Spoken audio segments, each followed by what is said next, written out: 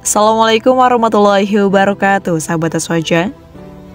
Kota Varanasi, India adalah salah satu kota tertua di dunia, juga sebagai kota suci bagi kaum Hindu, Buddha, dan Jain.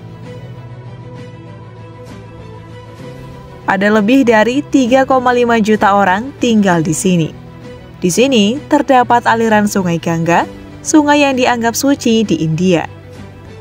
Ribuan orang datang setiap tahunnya untuk mandi, berdoa, dan mengucapkan selamat tinggal kepada saudara mereka yang telah meninggal dan dikremasi di tempat ini.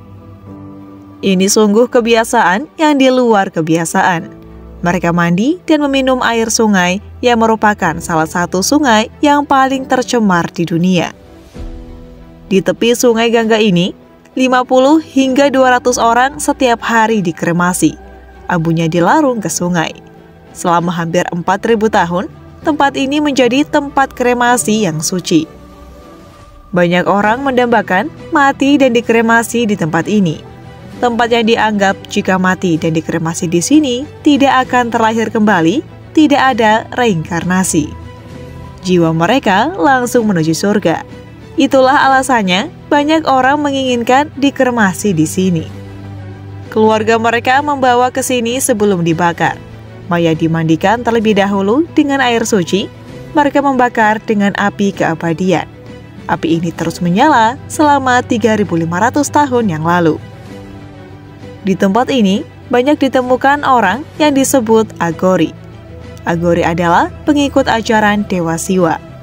Aghori adalah gerakan ekstrim pertapa Hindu yang memuja Dewa Siwa, yaitu Dewa Kehancuran. Asal-usul dan sejarah Aghori diselimuti misteri. Beberapa cendekiawan menelusuri akarnya kembali ke sekte Hinduisme Kapilaka dan Kalamuka kuno yang muncul antara abad ke-7 dan ke-8 Masehi. Sekte-sekte ini dikenal karena praktik radikal dan tantra mereka, seperti pemujaan terhadap dewa-dewa yang ganas, penggunaan minuman keras, dan pelaksanaan upacara pengorbanan. Seiring berjalannya waktu, sekte-sekte tersebut melebur dan berkembang menjadi tradisi Aghori yang didirikan di India Utara oleh Baba Kenaram, yang secara aklamasi disepakati sebagai pendiri tersebut. Guru tradisi Aghori saat ini adalah Baba Siddhar Gautamram yang merupakan keturunan ke-12 dari Baba Kenaram. Nama saya Kasih Baba. Tempat ini disebut Manikarnika Ghat. Tempat ini dibuat oleh Dewa Siwa. Orang-orang Aghori datang ke sini melakukan meditasi dan mereka mengambil sebagian tubuh tersebut, memakannya, dan dibawa pergi untuk meditasi. Dia berdiri di dekat tubuh tersebut dan melakukan meditasi, dan kemudian memakan bagian tubuh tersebut, mengambil 3 kali air Gangga dan meminumnya. Sebagian besar orang takut mati. Tempat pembakaran jenazah menyimpulkan kematian.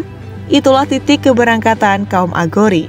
Mereka ingin menantang moral dan nilai-nilai manusia. Dalam bahasa Sanskerta, Aghori berarti tidak menakutkan. Namun, cerita tentang ritual mereka justru menimbulkan ketakutan orang-orang. Mereka berjalan sambil telanjang dada.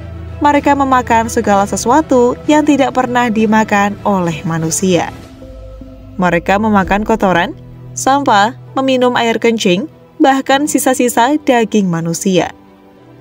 Mereka meyakini bahwa apa yang dilakukan itu semua adalah sarana untuk mengekang ego mereka dan membantu mereka moksa lebih cepat agar terhindar dari siklus reinkarnasi. Selain abu manusia yang dibalurkan ke tubuh mereka, suku Aghori juga memanfaatkan sisa-sisa manusia lainnya, terutama tengkorak manusia. Tengkorak adalah tanda sebenarnya dari Aghori. Tengkorak digunakan sebagai mangkuk untuk makan dan minum. Tengkorak yang hanyut di sungai Gangga mereka anggap suci untuk mengusir roh jahat. Mereka percaya bahwa jiwa setiap orang adalah Siwa, perwujudan tertinggi Brahmana, namun diselimuti oleh 8 ikatan besar yang menyebabkan ketidaktahuan dan penderitaan. Ikatan tersebut adalah kenikmatan indera, kemarahan, keserakahan, obsesi, ketakutan, kebencian, kesombongan, dan diskriminasi. Agori bertujuan untuk melepaskan diri dari ikatan ini dan mencapai moksa atau pembebasan dengan menyadari identitas mereka sebagai Siwa. Mereka mengabdi kepada Siwa dan bercita-cita menjadi satu dengannya. Mereka adalah orang-orang suci, orang mati yang hidup di ambang hidup dan mati. Prinsip dasar praktik ini adalah melampaui kemurnian untuk mencapai pencerahan spiritualitas dan manunggal atau melakukan penyatuan dengan para dewa. Tak seperti sekte-sekte Hindu yang lain, Agori sangat tak terorganisir. Sebagian besar tinggal terpisah dan tidak percaya terhadap orang luar. Mereka bahkan tidak melakukan kontak dengan keluarga mereka sendiri. Sebagian besar anggota kelompok Agori berasal dari kasta rendah. Kemampuan intelektual mereka beragam. Sebagian kecil sangat tajam, bahkan ada seorang Agori yang pernah menjadi penasihat Raja Nepal. Tidak ada kebencian. Orang Agori adalah orang yang sederhana yang hidup dengan alam. Mereka tak menuntut apapun. Mereka melihat semua sebagai manifestasi suatu yang agung. Mereka tak menolak atau membenci seseorang atau sesuatu. Pengorbanan hewan juga merupakan bagian penting dari ritual mereka. Mereka berdoa untuk kesejahteraan semua. Mereka tak peduli apakah orang minta didoakan agar mendapat anak atau bisa membangun rumah. Meskipun suku Agori sendiri menganggap tindakan mereka sebagai cara yang lebih cepat untuk mencapai moksa, ritual yang diperlukan untuk mencapai tujuan mereka terlalu radikal bagi kebanyakan orang. Tentu saja, ini bukanlah jalan yang ingin atau mampu diikuti oleh banyak orang dari penganut Hindu itu sendiri.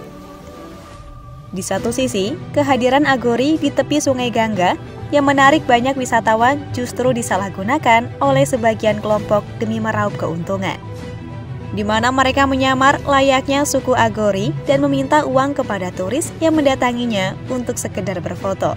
Padahal, menurut beberapa sumber, suku Agori yang asli tidak tertarik sama sekali dengan uang. Itulah ulasan tentang suku Agori yang memiliki kebiasaan di luar nalar manusia normal. Bagaimana menurut sahabat? Apakah perilaku dari suku Agori ini bisa dikategorikan sebagai hal yang wajar atau tidak? Silahkan isi di kolom komentar ya. Wassalamualaikum warahmatullahi wabarakatuh.